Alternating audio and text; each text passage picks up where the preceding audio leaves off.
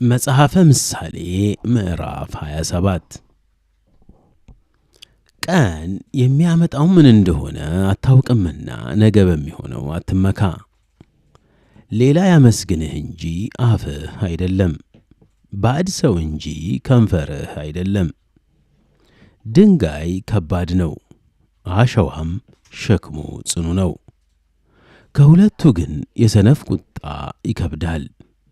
ቁጣ ምሕረት የሌለው ነው፣ መዓትም እንደ ጎርፍ ነው። በቅንዓት ፊት ግን ማን ይቆማል?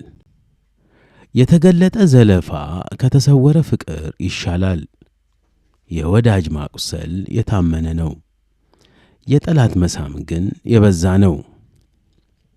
የጠገበች ነፍስ የማር ወለላ ትረግጣለች፣ ለተራበች ነፍስ ግን የመረረ ነገር ሁሉ ይጣፍጣታል።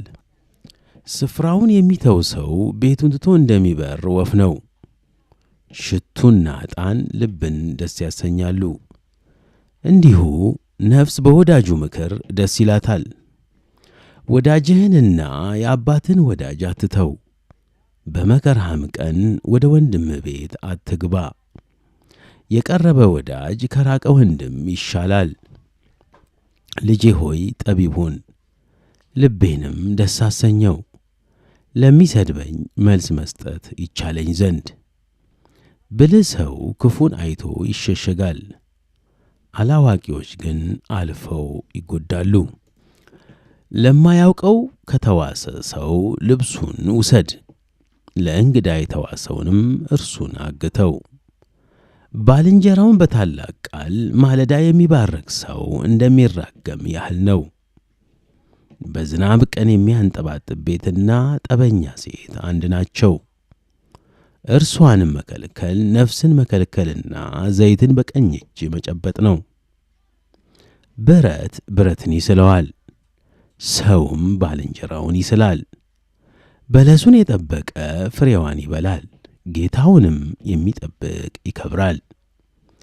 ፊት በውሃ ላይ ለፊት እንደሚታይ እንዲሁ የሰው ልብ ለሰው ይታያል።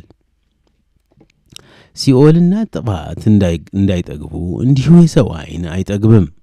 ብር በከውር ወርቅም በማቅለጫ ይፈተናል፣ ሰውም በሚያመሰግኑት ሰዎች አፍ ይፈተናል። ሰነፍን በሙቀጫ ውስጥ ከእህል ጋር በዘነዘና ብትወቅጠው ስንፍናው ከእርሱ አይርቅም። የበጎችህን መልክ አስተውለህ እወቅ፣ በከብቶችህም ላይ ልብህን አኑር። ባለጠግነት ለዘላለም አይኖርምና ዘውድም ለትውልድ ሁሉ አይጸናምና። ደረቅ ሳር በታጨደ ጊዜ፣ አዲስ ለምለም በታየ ጊዜ፣ ከተራራውም ቡቃያ በተሰበሰበ ጊዜ፣ በጎች ለልብስህ ፍየሎችም የእርሻ ዋጋ ይሆናሉ። ለሲሳይህ ለቤተሰቦችህም ሲሳይ፣ ለገረዶችህም ምግብ የፍየል ወተት ይበቃል።